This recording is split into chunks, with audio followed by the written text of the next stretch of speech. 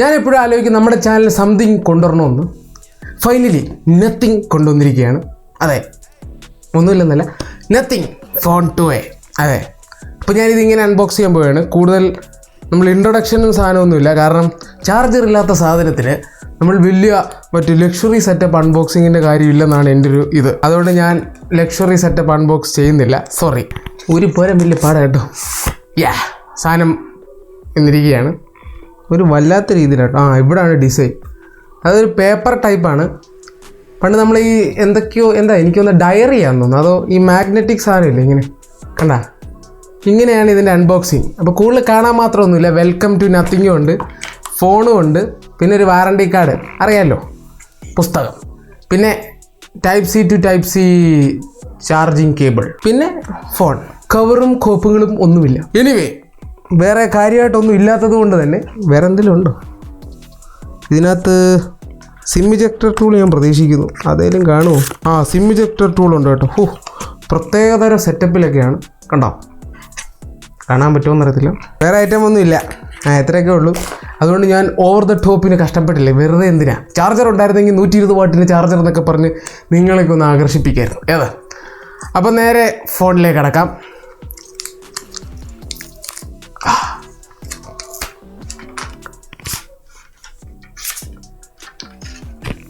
കൊള്ളാം. ബോക്സിയാണ്, കേർവ്ഡുമാണ്. എന്നാൽ means boxy എന്ന് വെച്ചാൽ ഈ ഒരു സ്ഥലം അത്യാവശ്യം ഇങ്ങനെ ഒരു ബോക്സ് മോഡലാണ്, പക്ഷേ ഇവിടെ കേർവ് ചെയ്താണ് വന്നിരിക്കുന്നത്. And it's plastic. വലിയ കുഴപ്പമില്ല. കുറേ പേർക്ക് ഈ ഡിസൈൻ ഇഷ്ടപ്പെട്ടില്ലെന്ന് പറഞ്ഞു. എനിക്ക് പിന്നെ ഡിസൈനിനകത്ത് ഇങ്ങനെ വലിയ കാര്യമൊന്നുമില്ല. 2 കണ്ണുകളുണ്ട്. ബ്ലാക്ക് കളറാണ് നമ്മൾ മേടിച്ചത്, 128 GB. സോ ഫ്രണ്ടിൽ അങ്ങനെ ഒരു സ്ക്രീൻ പ്രൊട്ടക്ടർ അവർ തന്നെ ഒട്ടിച്ചിട്ടുണ്ട്. പക്ഷേ അകത്തെ സാമാനമൊക്കെ കാണാം. ഇനി നമുക്ക് ഓണാക്കി ഇതിൻ്റെ ആത്മാവ് ഊറ്റി ബാക്കി ചർച്ച ചെയ്യാം. അപ്പോൾ ഞാൻ ഒന്നുമില്ല phone 2a nothing phone 2a ആത്മാവ് ഊറ്റിരിക്കുകയാണ്. സോ നമുക്ക് ഡിസ്കസ് ചെയ്യാം ആത്മാവ് എങ്ങനെയുണ്ടെന്നുള്ളത്. എന്തായാലും ഫസ്റ്റ് ബിൽഡ് ആൻഡ് ഡിസൈനിൽ തന്നെ തുടങ്ങാം. സോ ആദ്യം ഞാൻ പറഞ്ഞ പോലെ ആ ബിൽഡ് ആൻഡ് നോക്കിക്കഴിഞ്ഞാൽ ഒരു ബോക്സി ഡിസൈനാണ്. പുറകെ പ്ലാസ്റ്റിക്കാണ്, പ്ലാസ്റ്റിക്കിൻ്റെ ഫ്രെയിമാണ്. എനിക്ക് സത്യം പറഞ്ഞാൽ ഹോൾഡ് ചെയ്യാൻ വളരെ കംഫർട്ടബിൾ ആയിട്ടൊരു ഫോണാണ്. നിയോ 7 Pro വെച്ച് നോക്കുമ്പോൾ നിയോ 7 Pro വെച്ച് സ്ലിപ്പറിയാണ്, പക്ഷെ ഇത് ഹോൾഡ് ചെയ്യാൻ നല്ല സുഖമാണ്. ബോക്സി ആണെങ്കിൽ പോലും നല്ല രസമാണ് ഹോൾഡ് ചെയ്യാൻ. പിന്നെ വെയിറ്റ് നല്ല രീതിയിലാണ് ബാലൻസ് ചെയ്യുന്നത്. അതായത് ആദ്യം കയ്യിലെടുത്ത് നോക്കുമ്പോൾ വെയിറ്റ് വലിയ രീതിയിൽ ഫീൽ ചെയ്യുന്നില്ല, കാരണം അത്രയ്ക്കും യൂണിഫൈഡ് ആയിട്ടാണ് ഇത് ചെയ്തേക്കുന്നത്. പിന്നെ സ്ക്രീൻ ആണെങ്കിൽ പോലും ഇപ്പോൾ 6.7 ഇഞ്ചിന്റെ AMOLED ഡിസ്പ്ലേ ആണ്. ബെസൽസ് ഒക്കെ വളരെ വളരെ വളരെ തിന്നാണ്, അതായത് യൂണിഫോം ബെസൽസ് തന്നെയാണ്. അപ്പം ബിൽഡ് ആൻഡ് ഡിസൈൻ്റെ കാര്യത്തിൽ എനിക്ക് പ്രശ്നമൊന്നും തോന്നുന്നില്ല. എനിക്ക് ഈ ഡിസൈനിൽ ഒരു പ്രശ്നം എനിക്ക് തോന്നുന്നില്ല. കുറേ പേർക്ക് ഈ ഡിസൈൻ ഇഷ്ടപ്പെട്ടില്ലെന്ന് ആദ്യത്തെ ഒരു വീഡിയോയിനകത്ത് എല്ലാവരും കമൻറ്റ് ചെയ്തായിരുന്നു, ഒരു വല്ലാത്ത ഡിസൈനായ എന്നൊക്കെ പറഞ്ഞു. പക്ഷേ എനിക്ക് പേഴ്സണലി ഡിസൈൻ ഞാൻ അങ്ങനെ കൂടുതൽ നോക്കാറില്ല, ഒന്നാമത്തെ കാര്യം. പിന്നെ എനിക്ക് വലിയ ഇതില്ല, ഒരു യുണീക്കായിട്ട് തന്നെ തോന്നും. പിന്നെ വലിയ കാര്യമൊന്നുമില്ല, ഡിസൈൻ ലുക്കിലല്ലല്ലോ വർക്കിലല്ല കാര്യം. എനിവേ, പിന്നെ ഇതിനകത്തെ പോർട്സ് ആൻഡ് ബട്ടൺസ് ഒക്കെ നോക്കിക്കഴിഞ്ഞാൽ റൈറ്റ് സൈഡിൽ പവർ ബട്ടൺ ആണ്. ഏറ്റവും താഴെ നമുക്ക് സിം സ്ലോട്ട് ഉണ്ട്, ടൈപ്പ് സി കേബിൾ ഉണ്ട്, മൈക്രോഫോൺ ഉണ്ട്, കൂടാതെ തന്നെ സ്പീക്കർ ഗ്രില്ലും ഉണ്ട്. ലെഫ്റ്റ് സൈഡിൽ വോളിയം കീസ് ആണ്, മേളിൽ മൈക്ക് ഉണ്ട്. പിന്നെ dual stereo speakers implementation actually നമ്മുടെ ഇയർ പീസിൽ കൂടെ തന്നെയാണ്, അതായത് ഇയർ പീസിന് അവിടെ തന്നെയാണ് അതിന്റെ ഇംപ്ലിമെന്റേഷൻ ഉള്ളത്. സോ അത്യാവശ്യം കുഴപ്പമില്ല. ഞാൻ വേണ്ടി ടെസ്റ്റ് ചെയ്ത് കാണിക്കാം.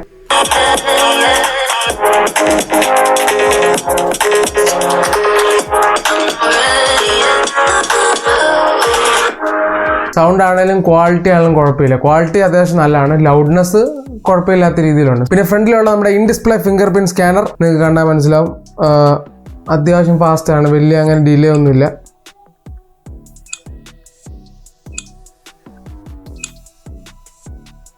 ചിലപ്പോൾ ക്യാമറ ഉണ്ടായി വരും, അത് വേറെ കാര്യം.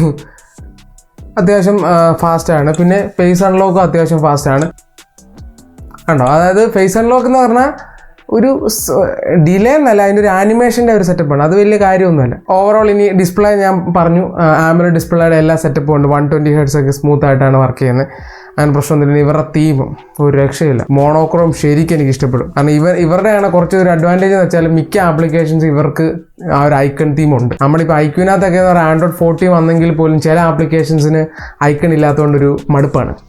മറ്റേ ചീഞ്ഞ ആപ്പിളിനകത്തുള്ള നല്ല ആപ്പിളായിട്ടിരിക്കും. അതുകൊണ്ട് സംഭവം ഡിസ്പ്ലേ വലിയ പ്രശ്നമൊന്നുമില്ല. പിന്നെ ബ്രൈറ്റ്നസ് സൺലൈറ്റിനാണെങ്കിലും വലിയ പ്രശ്നമൊന്നും ഉണ്ടായിട്ടില്ല, അത്യാവശ്യം നന്നായിട്ട് തന്നെ കാണാം. പിന്നെ ഡിമ്മിങ് ഒക്കെ ഉണ്ട്. ഇപ്പോൾ ഡിസ്പ്ലേ പോയിന്റ് ഓഫ് വ്യൂലും വേറെ ഒരു പരാതികളും ഇല്ല. അടുത്തായിട്ട് നമുക്ക് ഈ ഒരു ഫോണിന്റെ പെർഫോമൻസിലേക്ക് കടക്കാം.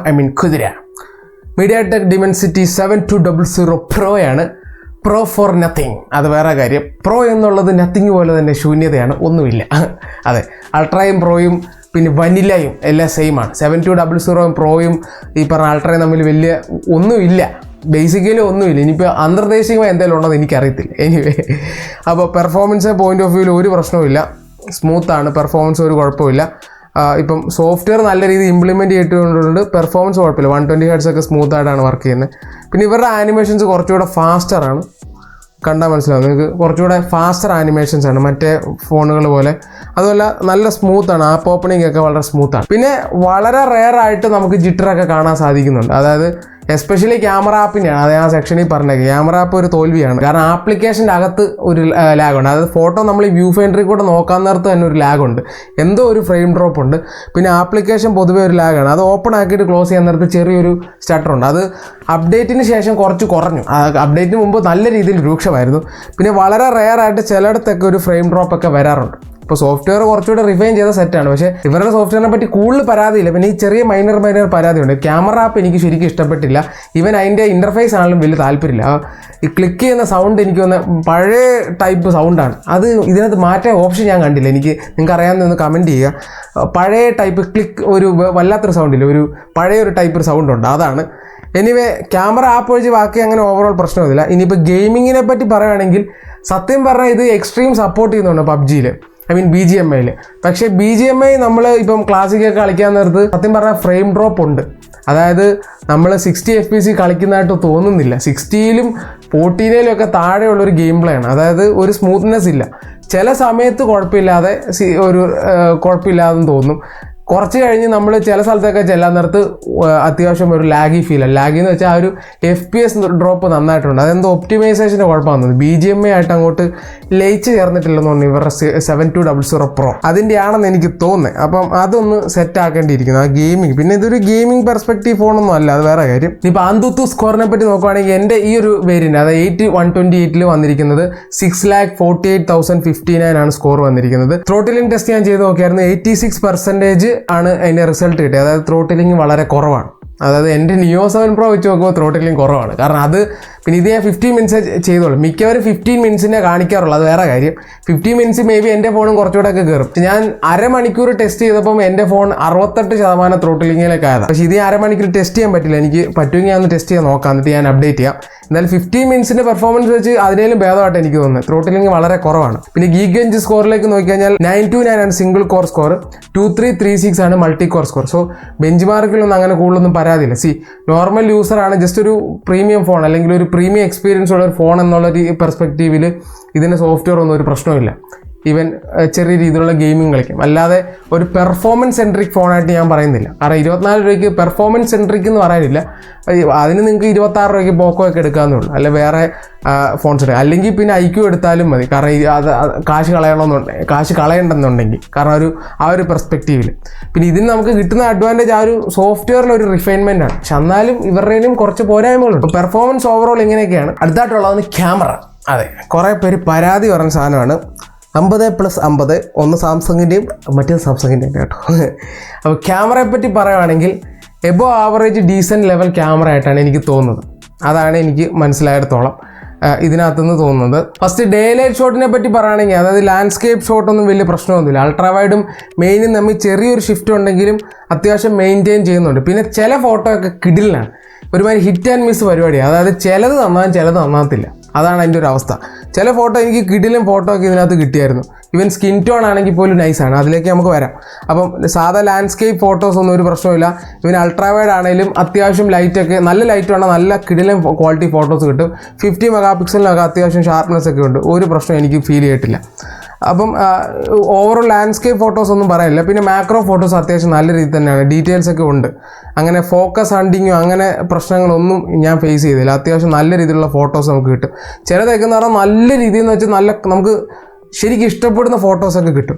ഇനി ഹ്യൂമൻ സബ്ജക്റ്റിലേക്ക് വരുവാണെങ്കിൽ Neo 7 Pro വെച്ച് നോക്കും, ഇതിൻ്റെ സ്കിൻ ടോൺ എനിക്ക് കുറച്ചുകൂടി ഇഷ്ടപ്പെടും. എസ്പെഷ്യലി എൻ്റെ കുറച്ച് ഫോട്ടോസൊക്കെ എടുത്തപ്പോൾ എൻ്റെ സ്കിൻ ടോണായിട്ട് അത്യാവശ്യം മാച്ച് ആവുന്നുണ്ട്. എന്നാൽ ചില സമയത്ത് ഇമാർ നശിപ്പിക്കും, അതാണ് ഇമാരുടെ പ്രത്യേകത. ചില സമയത്ത് നമ്മൾ ബാക്ക്ഗ്രൗണ്ട് എക്സ്പോസ് ആയിട്ട് കുറേ ഫോട്ടോ വരുന്നത്, അതായത് ഡൈനാമിക് റേഞ്ച് മെയിൻറ്റെയിൻ ചെയ്യാതെ വരുന്നുണ്ട്. ബാക്ക്ഗ്രൗണ്ട് ഫുൾ വൈറ്റ് ആയിട്ടിരിക്കുന്ന സമയത്തൊക്കെ നമ്മുടെ മോന്തയും വൈറ്റ് ആവും.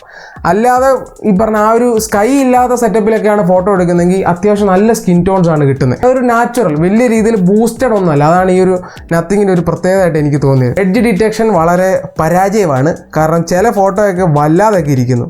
അത് എന്നാന്ന് അറിയത്തില്ല, അപ്ഡേറ്റ് വഴി ഫിക്സ് ആവുമെന്നൊക്കെ പറഞ്ഞ് ട്വിറ്ററിൽ കണ്ടായിരുന്നു. ഞാൻ അപ്ഡേറ്റ് ഇതിനകത്ത് ചെയ്ത് നോക്കി. അപ്പം ചെറിയ രീതിയിൽ മാറ്റമൊക്കെ ഉണ്ട്. പക്ഷേ നേരത്തേതിനേലും ഇച്ചിരി ബെറ്ററാണ്, അത്രേ പറയാനുള്ളൂ. പിന്നെ ഈ പറഞ്ഞ പോലെ ആ ഒരു ലൈറ്റ് മെയിൻറ്റെയിൻ ചെയ്യുന്ന കാര്യത്തിലാണ് പ്രശ്നം. ഹിറ്റ് ആൻഡ് മിസ് പരിപാടിയാണ് മൊത്തത്തിൽ.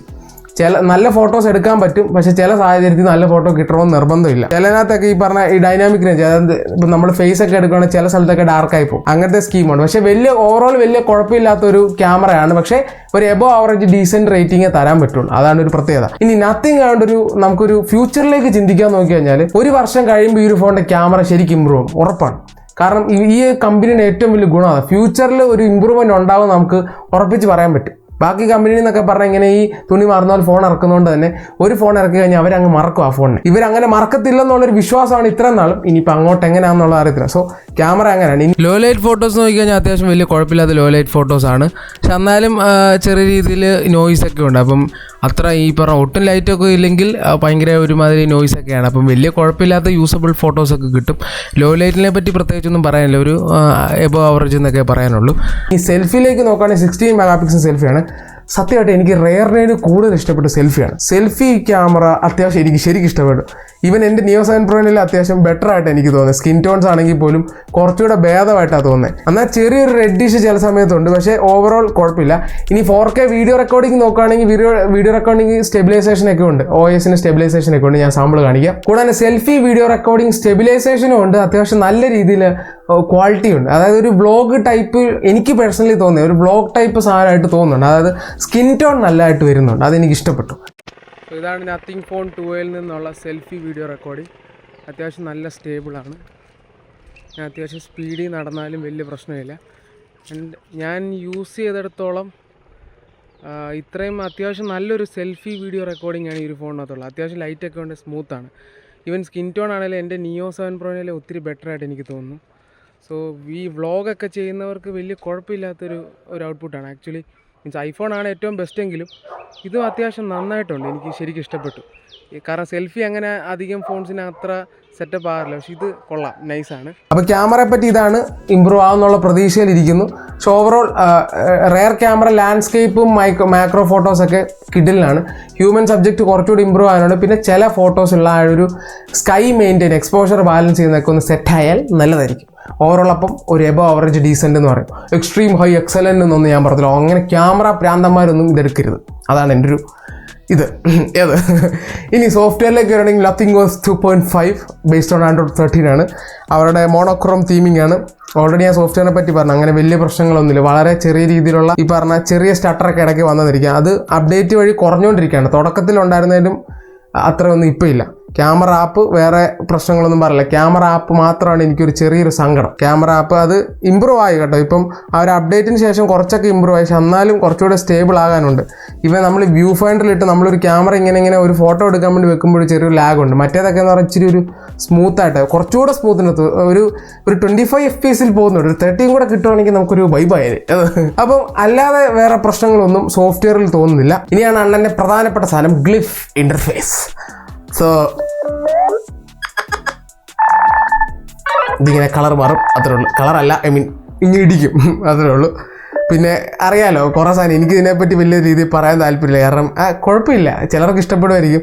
മറ്റേ ടൈമറൊക്കെ നമുക്ക് സെറ്റ് ചെയ്യാൻ പറ്റും. ടൈമർ സെറ്റ് ചെയ്യുകയാണെങ്കിൽ ഇതിങ്ങനെ പതിയെ ഇങ്ങനെ പുറകോട്ട് പോകും. ഗ്ലിഫ് ടൈമർ ഇവിടെ ഓപ്ഷൻ ഉണ്ട്. ജസ്റ്റ് ടൈമർ സെലക്ട് ചെയ്താൽ മതി. നമ്മളൊരു ടൈമർ സെറ്റ് ചെയ്യുകയാണെങ്കിൽ തന്നെ ആ ഒരു ടൈമറിനനുസരിച്ച് ഇതിങ്ങനെ പൊക്കോണ്ടിരിക്കും. അതാണ് ഇതിൻ്റെ ഒരു പ്രത്യേകത. കൊള്ളാം. പിന്നെ നമുക്ക് കമ്പോസ് ചെയ്യാം, അങ്ങനെ കുറേ പരിപാടിയൊക്കെ ഉണ്ട്. പിന്നെ നമ്മുടെ പാട്ടിനനുസരിച്ച് ഈ പറഞ്ഞ ലൈറ്റ് അടിക്കുന്ന പരിപാടി സെറ്റപ്പൊക്കെ ഉണ്ട്. അപ്പോൾ പിന്നെ ഈ പറഞ്ഞ നമ്മൾ ഫോൺ ഈ പറഞ്ഞ പോലെ തിരിക്കാൻ നേരത്തെ സൈലൻ്റ് ആകുന്നത്, അതായത് ഡു നോട്ട് ഡിസ്റ്റർബ് മോഡിലേക്കൊക്കെ പോകുന്ന സാധനമൊക്കെ ഉണ്ട്. ഇങ്ങനെ തിരിച്ചു വെച്ചാൽ മതി. അപ്പോൾ ഇതിൻ്റെയൊക്കെ ഇംപ്ലിമെൻറ്റേഷനും ഇംപ്ലിക്കേഷനൊക്കെ എങ്ങനെയാണെന്ന് ചോദിച്ചാൽ എനിക്കറിയത്തില്ല. So glyph interface is okay. പിന്നെ എക്സ്ട്രാ ഫീച്ചേഴ്സ് ആയിട്ട് NFC ആണ്, Bluetooth 5.3 ആണെന്ന് തോന്നുന്നു, Wi-Fi 6 സപ്പോർട്ടാണ്. 5G കണക്ടിവിറ്റിയിൽ അങ്ങനെ പ്രശ്നങ്ങളൊന്നും തോന്നിയിട്ടില്ല. കണക്ടിവിറ്റിയും നൈസാണ്. ഈവൻ ഇയർ പീസിൻ്റെ ക്വാളിറ്റിയൊക്കെ ഒന്നും പ്രശ്നമൊന്നുമില്ല, നന്നായിട്ട് തന്നെ തോന്നിയത്. ഇനി നമുക്ക് ബാറ്ററി ബാക്കപ്പിലേക്ക് നോക്കുകയാണെങ്കിൽ 5000 mAh 45 watts ആണ്. ചാർജർ പെട്ടിയിലില്ല, അതുകൊണ്ട് തന്നെയാണ് ഈ അൺബോക്സ് ചെയ്യാൻ ഞാൻ. കാരണം ചാർജിങ് ഒരു അൺബോക്സിംഗ് എന്ന് പറഞ്ഞൊരു ഒരു അർത്ഥം ഉണ്ടായിരുന്നു. ഇതിപ്പോൾ ചാർജറും തരത്തില്ലാത്തതിന് ഇങ്ങനെ ജസ്റ്റ് ഫോണിനെ പറ്റി പറഞ്ഞത്, അതാണ് എൻ്റെ ഒരു പെർസ്പെക്റ്റീവ്. എനിവേ, അപ്പോൾ 5000 mAh 1 day സുഖമായിട്ട് നിൽക്കും, അതാണ് പ്രത്യേകത. ഇതിൻ്റെ യൂസർ, അതായത് എൻ്റെ കൂട്ടുകാരൻ പറയുന്നത് അവന് അത്ര ഷോക്കായിട്ട് തോന്നിയതാണ്. പക്ഷെ ഞാൻ യൂസ് ചെയ്തിട്ട് എനിക്ക് വലിയ പ്രശ്നം തോന്നുന്നില്ല. മീൻസ് ഇവൻ എത്രയാണ് ഉദ്ദേശിക്കുന്നത് എനിക്ക് അങ്ങോട്ട് പിടി കിട്ടുന്നില്ല. അത് പറയാം, ടിപ്പിക്കലി ഈ ഒരു ടൈമിൽ ഇറങ്ങുന്ന മിക്ക ഫോൺസും 1 day ആണ്. അപ്പോൾ ഞാൻ പേഴ്സണലി ഇത് ടെസ്റ്റ് ചെയ്ത് നോക്കി, എനിക്ക് അത്യാവശ്യം ഒരു 6 to 7 hours എങ്ങനെ പോയാലും കിട്ടുന്നുണ്ട്. സോ പ്രശ്നമില്ല. ബൈ ദ ബൈ അവനൊരു താങ്ക്സ് കേട്ടോ, അണ്ണൻ ഫോൺ നമുക്ക് തന്നു, തിരിച്ച് മേടിക്കുമെന്നല്ലോ. അപ്പോൾ ഓവറോൾ നിങ്ങൾക്ക് പ്രൈസൊക്കെ അറിയാമെന്ന് വിശ്വസിക്കുന്നു. 24,000 പ്രൈസ്, 8128, പിന്നെ 8256 ഉണ്ട്. പറ്റുമെങ്കിൽ 8256 എടുക്കുകയാണെങ്കിൽ സ്റ്റോറേജ് പ്രശ്നം പരിഹരിക്കാം. 12256 ഒരിക്കലും എടുക്കരുത്, കാരണം 12ന്റെ ആവശ്യമില്ല. 8256 മോർ ദാൻ ഇനഫ്. പിന്നെ 8128 പ്രശ്നമൊന്നുമില്ല. സോ ഓവറോൾ നല്ലൊരു ഫോണാണ്. അതായത് ഒരു നോർമൽ ഫോൺ യൂസർ, ഒരു പ്രീമിയം ഫോൺ യൂസർ, ഇച്ചിരി വെറൈറ്റി ഫോൺ വേണമെന്നൊക്കെ ഉണ്ടെങ്കിൽ ഇതെടുക്കാം. കാരണം ആ ഒരു ഡിസൈൻ ഉൾപ്പെടെ എല്ലാം വെറൈറ്റിയാണ്. പിന്നെ ഫിംഗർ പ്രിന്റ് മാഗ്നറ്റ് ആട്ടോ, അത്യാവശ്യമൊക്കെ പറ്റും. പിന്നെ IP54 ഉണ്ടെന്ന് എനിക്ക് തോന്നുന്നത്. പിന്നെ ഗൊറില്ല ഗ്ലാസിൻ്റെ ഏതോ ഒരെണ്ണം ഫ്രണ്ടിലുണ്ട്, 5 ആണെന്ന് എനിക്ക് തോന്നുന്നത്. എനിവേ, ബാക്കി ഓവറോൾ ഇങ്ങനെയൊക്കെയാണ് സംഭവം, വേറെ കൂടുതലൊന്നും പറയാനില്ല. എനിവേ, താല്പര്യമുള്ളവർക്ക് ഈ ഒരു ഫോൺ ചെക്കൗട്ട് ചെയ്യാം. ഞാൻ ഇപ്പോഴും റെക്കമെൻഡ് ചെയ്യും. സോഫ്റ്റ്വെയറിൻ്റെ കാര്യത്തിൽ ഇത് റെക്കമെൻഡ് ചെയ്യും, കാരണം സോഫ്റ്റ്വെയറിൻ്റെ കാര്യത്തിൽ നമുക്ക് റെക്കമെൻഡ് ചെയ്യാൻ കുറച്ച് ഫോണുകളേ ഉള്ളൂ. അപ്പോൾ ആ ഒരു കാര്യത്തിൽ ഇത് റെക്കമെൻഡബിൾ ഫോണാണ്. ബഡ്ജറ്റ് നിങ്ങൾ അത്രയ്ക്കും കൂട്ടുവാണെങ്കിൽ IQ C9 എടുക്കാനേ ഞാൻ സജസ്റ്റ് ചെയ്യുള്ളൂ. പക്ഷേ നിങ്ങൾക്ക് സോഫ്റ്റ്വെയറും കുറച്ചുകൂടെ പ്രീമിയം എക്സ്പീരിയൻസ് ഒക്കെ വേണം, ഒരു ലുക്കും ആ ഒരു പെർസ്പെക്റ്റീവ് ഒക്കെ നോക്കുന്നുണ്ടെങ്കിൽ ഏറ്റവും ബെറ്റർ നത്തിങ് ഫോൺ 2 നോക്കുന്നതായിരിക്കും. അപ്പം വേറെ കൂടുതലൊന്നും പറയാനില്ല. പുതിയൊരു വീഡിയോ ആയിട്ട് എല്ലാവർക്കും